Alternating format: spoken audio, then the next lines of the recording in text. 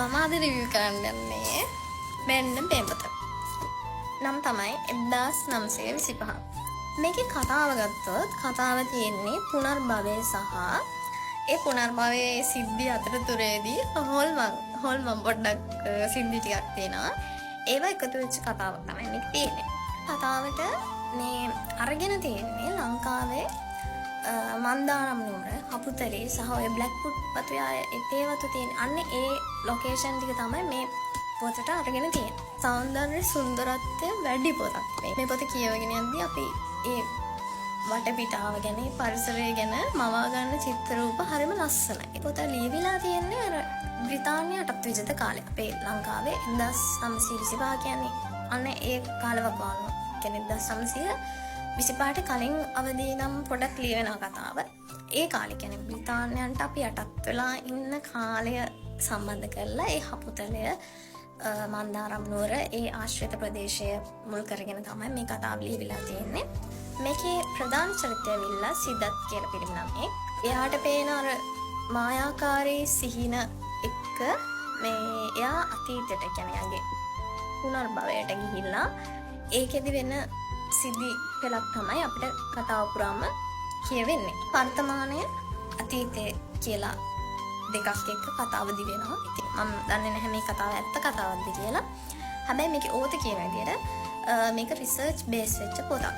එතකොට පුනර්භවය සම්බන්ධ සිද්ධි අධ්‍යයනය කරලා තමයි මේ පොත ලියලා තියෙන්නේ. මේ පොත කියවද්දී සාමාන්‍යයෙන් එක දිගට කියවගෙන යන්න පුළුවන් පොතක් නෙමෙයි. කියන්නේ මේක දැන් පිටු ගොමත් 465ක් විතර තියෙනවා. හරිද?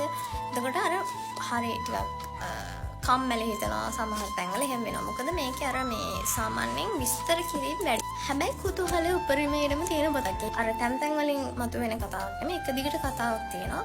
මේ කතාව මෙහෙම වෙන්නේ කොහොමද මෙහෙම වෙන්නේ කොහොමද කියලා අපිට කුතුහලයෙන් කියවන්න පුළුවන් පොතක් මේ. මම මේ පොතේ ආසම සිද්ධිය තමයි මම දැන් මේකේ මැදක් හරියට යද්දී කතාව මේ ගෙස් කරනෝනේ අපි හැමෝම එහෙම තමයි කතාවක් කියවගෙන යද්දී අපි ගෙස් කරනෝනේ. හැබැයි ඒ ගෙසින්ස් වැරදි. හරිද? මේකේ අන්තිම වෙනකම්ම අපිට ගෙස් කරන දේවල් වෙනස් වෙනවා. කියන්නේ වැරදෙනවා කියලා ඔප්පු වෙනවා. අනිත් එක තමයි මේකේ අර ගොඩක් මේකේ කියවපු පාඨකයන්ගේ සහ මමත් පෞද්ගලික වේ මතයට කැමතියි.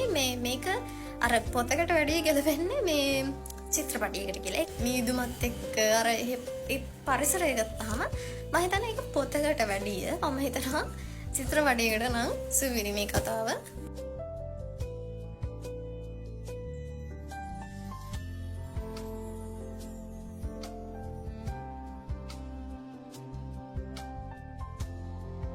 ලස්සනයි. ගොඩක් ලස්සන පොතක්. අනේ සාමාන්‍යයෙන් ලියවෙන ටයිප් පොතක් නෙමෙයිනේ. ඒ නිසා ගොඩක් ආසාවෙන් කියවන්න ගන්න පුළුවන්. සිංහල පොත්වල දැකලා නැහැ මෙන්න මේ විශේෂ කාරණේ. මේකේ අර පොඩි සාරාංශයක්ගේ පිටිපස්සේ තියෙනවා. හරිද? මේකේ ඕත තමයි ඉනේෂ් මදුශංකය ආපා කියන්නේ. මේක තව පොතක් තියෙනවා. මේක පෙන්නන්න. මේ තියෙන්නේ මේ කතාව මේ 1925 කතාවම දෙවනි එක. මේක තමයි ඒක.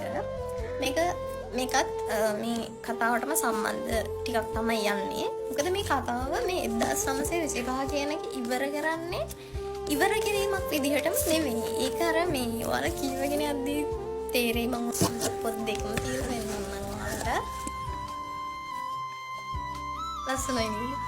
කියපයි කමෙන්ට් එකක් දාගෙන යන්න. කියපු නැති අය අනිවාර්යයෙන්ම කියන්න හරිම ලස්සනයි.